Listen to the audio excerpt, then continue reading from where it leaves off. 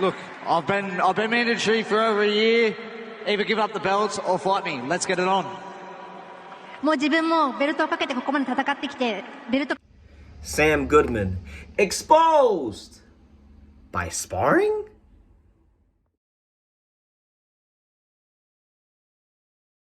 がここにいるうちの本物のスクールスポーツのために行こうぜベイビーバン手の国には気をつけて、現実になることがありますからね。The Untouchable, True School Sports, and y'all know the rest. Listen, man, this is a special report or not so special report, depending on how you take this news. I haven't even had a chance to take a shower or brush my teeth or even like just get my day properly in order before coming on here to make this video. But I gotta come on here and make it and get it out there as soon as possible because I know the boxing world is waiting for what I think about all of this. So this is not a drill. I'm not trolling. April Fool's isn't for another 3 months. I'm dead serious when I say this. Sam Goodman has pulled out of the fight with Naoya the Monster Inoue again. So I'm gonna call a spade, and I'm letting the gloves come off this time. And far be it from me, the YouTuber, the guy that's not in the ring, to wag my finger and talk like this. I don't like talking like this, but I gotta be honest. Sam Goodman is not durable enough for the top level of boxing anymore. Let's just be honest. Like, if you can't properly get through a training camp, because mind you, this might only be the second time he pulled out against Inoue, but it's really the third. It's really the third because you guys remember he had that fight, that little stay busy fight, where I think he broke his hand or suffered some sort of injury, and so he had to wait longer, and the IBF gave him an extension, and Inoue fought Doheny into intermediate time. That's why the TJ Doheny fight happened, because Sam Goodman hurt himself and got an injury in his last fight before this one. That's the truth. Then he pulled out of the Inoue fight that was scheduled for Christmas. He ruined everybody in Japan's Christmas. He ruined every fighter. It's not even just Inoue, and it's not even the boxing fans. Every fighter on the undercard, their whole career was stalled for about a month and some change, and they had to go get ready again because Sam Goodman injured. Everyone on the undercard had their careers held up because of Sam Goodman. So, I mean, at this point, you know, I wish him the best. I had nothing against Sam, but before this fight, I was actually looking quite forward to the fight because I like Sam Goodman as a fighter. But if you can't get through a training camp properly, you are not fit enough for the top level of boxing, honestly. And if you can't get through a training camp in one piece, then you gotta consider, like, is this really still for you? That's the truth. He was sparring with Brad Strand, you know, a British fighter, a feather-fisted British fighter, a guy that's really not no big puncher.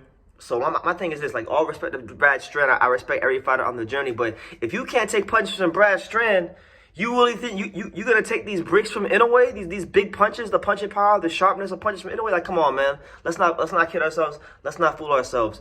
I'll say it again because I was saying it in December, and some of the people from his team were in my comment section all mad and sensitive. So I'll say it again because I was saying it in December. I wish Sam Goodman a speedy recovery because this is bullshit, man. And I don't want to, like, spend 10 minutes in this video just going off on Sam. Sam is what he is. He's a very good high-level fighter who's not durable enough to get through training camp. Forget getting exposed by Inoue. He got exposed by sparring. I mean, come on, man. What are we doing here? Like, what are we doing? So, best wishes to him. I honestly couldn't care less about Sam Goodman right now because he continues to do this. He continues to do this, and, you know, now my question is not for Inoue and for Ohashi, right? Because they have their plans. They wanted to sit there and they want to wait for Junto. Mind you, Junto already said in an interview recently that he wants 2 more fights at bantamweight. You know, he wants to try to unify some titles, and he wants 2 more fights at bantamweight. So he got his fight on February 24th, and then 1 more fight after that, right? So you ain't getting Junto. You're not getting Junto. That's number 1. He has a WBA mandatory due against Mirjan Akhmadaliev, and I don't even like Mirjan, but I think it's fair to say that Sam Goodman, in such a short amount of time, he might have passed Mirjan as far as, like, fighters that I can't stand, because he can't even do a training camp properly without getting injured. So it is what it is. As far as so merge on, I think at some point, if Inoue is going to stay at 122, merge on is going to be a fighter that winds up fighting him.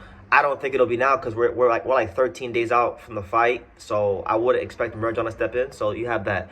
Now, where I'm gonna really put some pressure on Ohashi and Inoue is this, because I've been hearing people talk about, oh well, like people always think that boxing is gonna go according to their plans, and that's not how it works. You can't just plan 4 things in advance and think that everything's gonna go exactly how you plan, right? So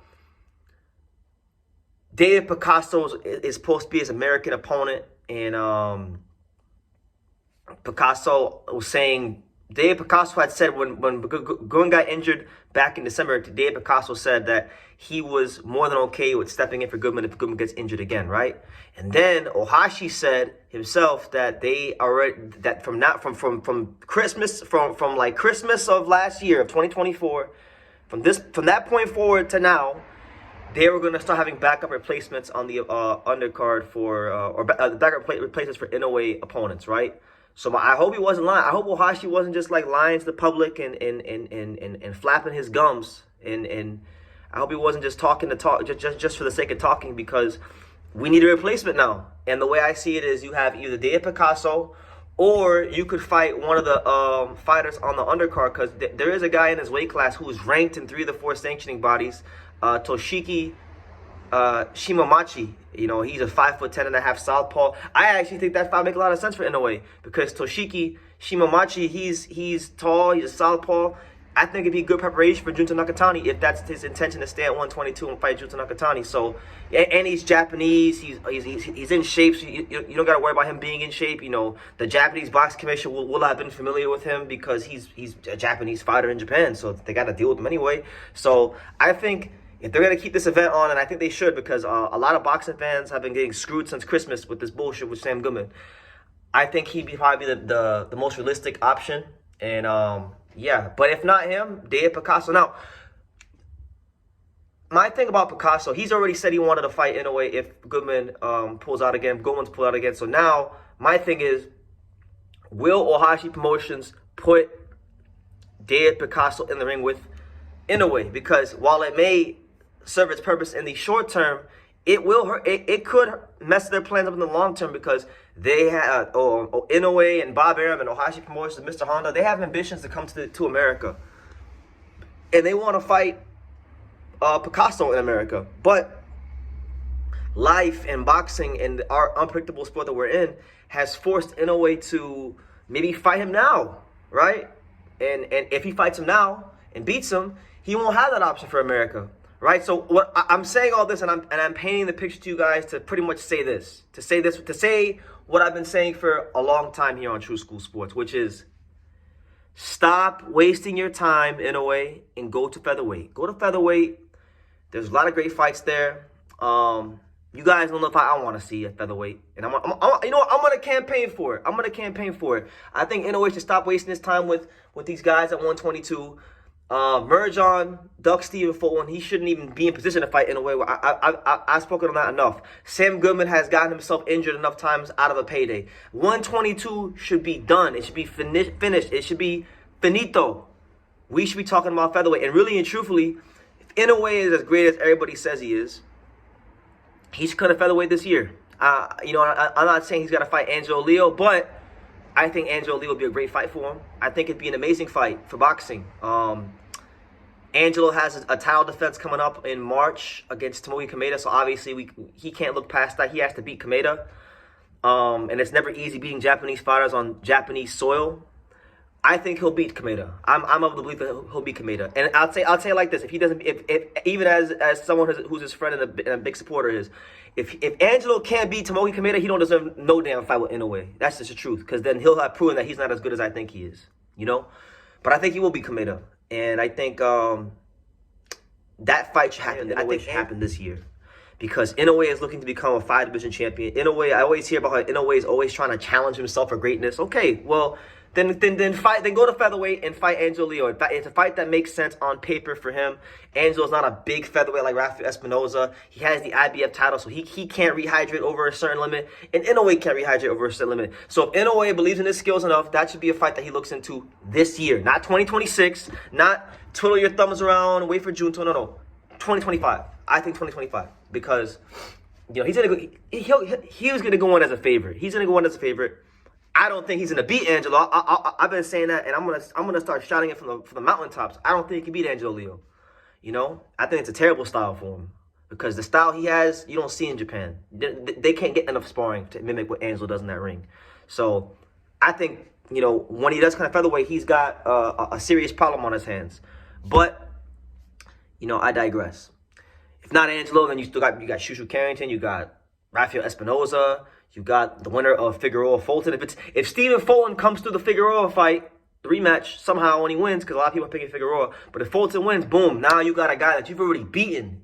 You've been in the ring with, you know what he's like in the ring, that's going to have a title. So from his eyes, it should be looked at as an easier chance to become a 5-division champion, But I would like to see the Angelo Leo fight. I think it's a very tough fight for him. I think it's one of the best fights in boxing, and I thought that for a good amount of time now. Not just since he knocked out Venado, not just since he started fighting again on Pro Boxing. I'm talking about I've been thinking about Angelo beating Inoue since 2020, and I stand by that. I think I think that's the style to beat him, and I just hope that he gets a shot at some point. But until then, look, the message. If you guys don't take any other message away from this video, my message is this.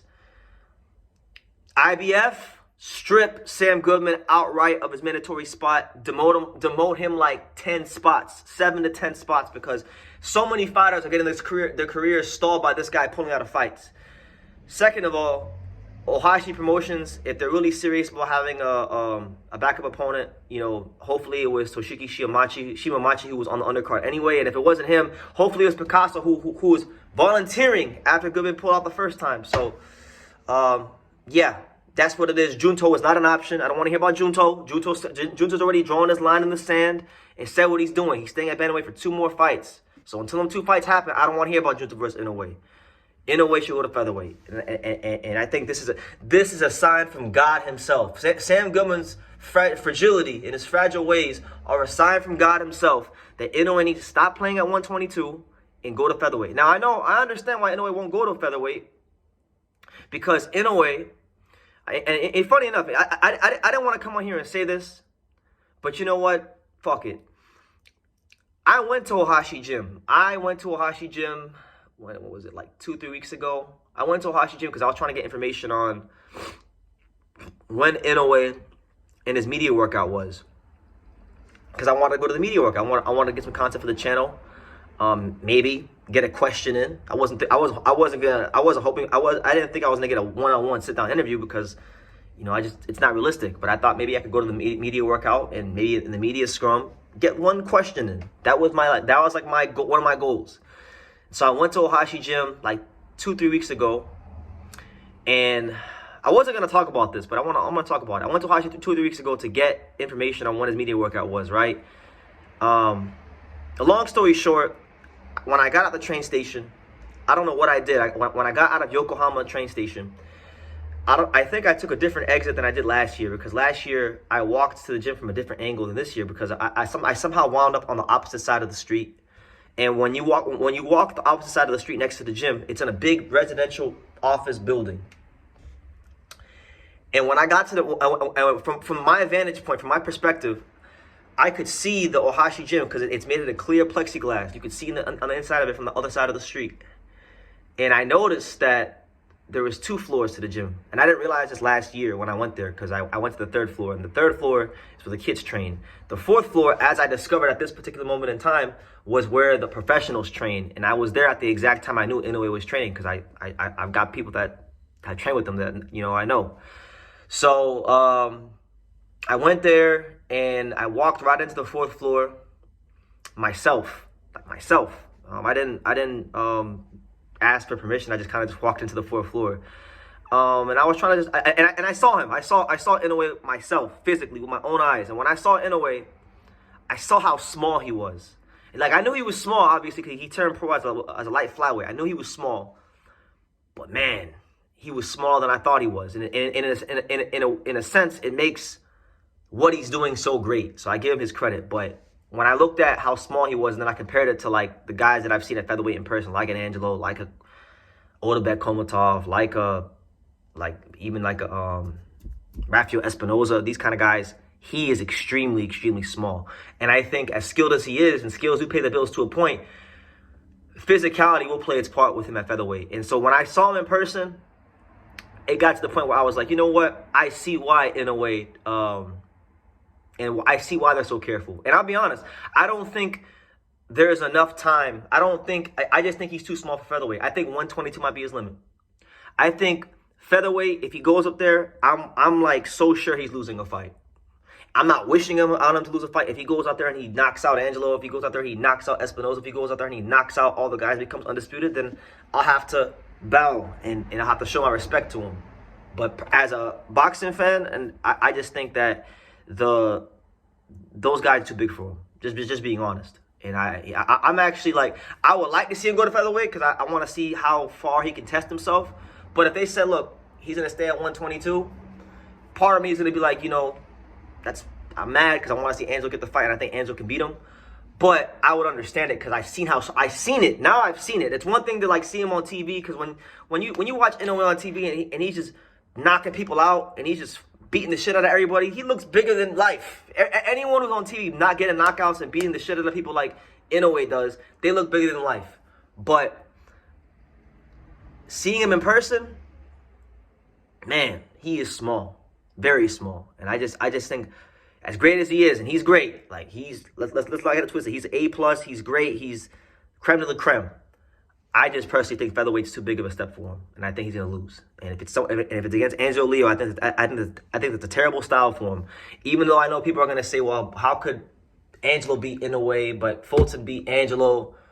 That doesn't make any sense because Inoue destroyed Fulton and Angelo lost to Fulton. So how could Angelo beat Fulton? Well, as the old saying goes, styles make fights, and fighters can progress and regress. I think Angelo's gotten a lot better. He's not the same fighter that fought Stephen Fulton. If you know boxing, you would know that. If you know what you're looking at, you would know that he's not anything close to the same fighter he was when he fought Stephen Fulton. Didn't you guys watch the Fernando fight? That right there alone should have told you what kind of fighter he is. As far as yeah, like styles make fights. I just think it's a bad style matchup for him.